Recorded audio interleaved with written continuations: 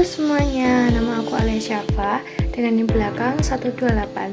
Di sini aku akan mereview buku Psikologi Islam yang dikarang oleh Bapak Agus Hermawan, SPDI MA. Jadi pernah nggak sih kalian itu merasa bahwa psikologi modern kadang itu yang kita pelajari ini tuh kadang masih terasa kayak kurang, terutama ketika kita berusaha mencoba untuk memahami aspek spiritual dan kedalaman jiwa manusia. Nah, kali ini aku akan membahas atau mereview tentang buku Psikologi Islam yang dikarang oleh Bapak Agus Hermawan, yang mana buku ini itu terdiri dari 15 bab yang mengupas tuntas tentang bagaimana Islam memandang, mendefinisikan, dan mengobati jiwa manusia. Nah, di video ini kita akan membedah bersama nih gimana buku ini tuh, kenapa sih buku ini sangat penting dan apa saja poin-poin menarik di dalamnya, serta bagaimana buku ini menawarkan sudut pandang yang berbeda dari psikologi barat yang biasa kita dengar. Oke, pertama kita akan membahas tentang pondasi-pondasi dasar dari buku ini. Jadi di bab-bab awal, di bab 1 dan 2, penulis itu menegaskan bahwasanya konsep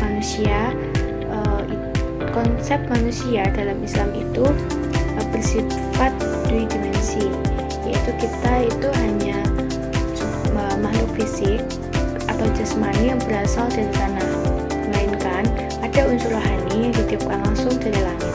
Nah, oleh karena itu manusia ini memikul tanggung jawab besar sebagai hamba Allah atau yang sering disebut dengan Abdullah, sekaligus pemimpin, yaitu khalifah di muka bumi. Nah, poin yang menarik yang disorot dari oleh penulis di bab 3 yaitu perbandingan antara psikologi barat dan psikologi Islam. Keduanya ini memang memiliki kesamaan, yaitu sama-sama membahas tentang tingkah laku manusia ya. Tapi kalau psikologi barat itu cenderung bersifat sekuler, di mana mereka itu hanya berfokus pada apa saja yang tampak pada fisik, kognitif, dan mentalnya tanpa menyentuh aspek-aspek yang tidak terlihat atau aspek dibalik hal-hal tersebut.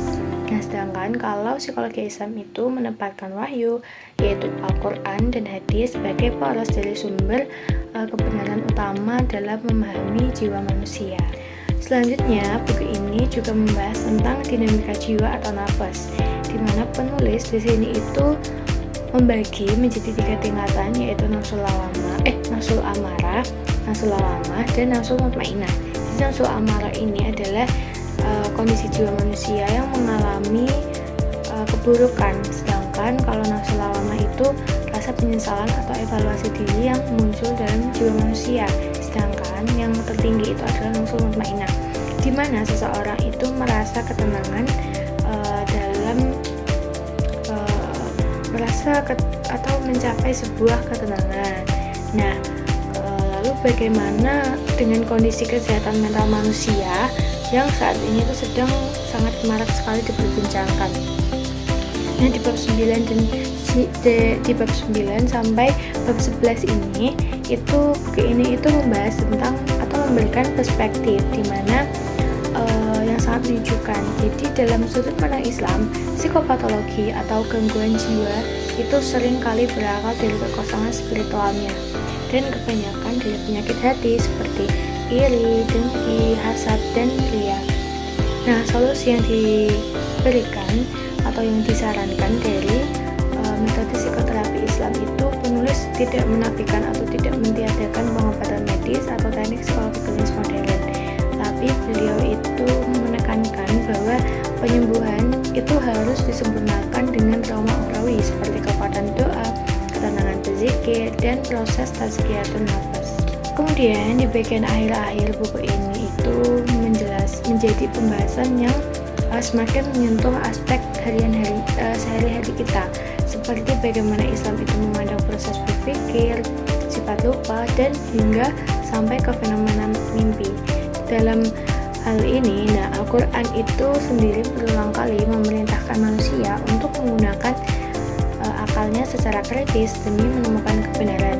Bahkan uniknya, buku ini itu juga menjelaskan bahwa kecerdasan tidak hanya sebatas logika atau IQ.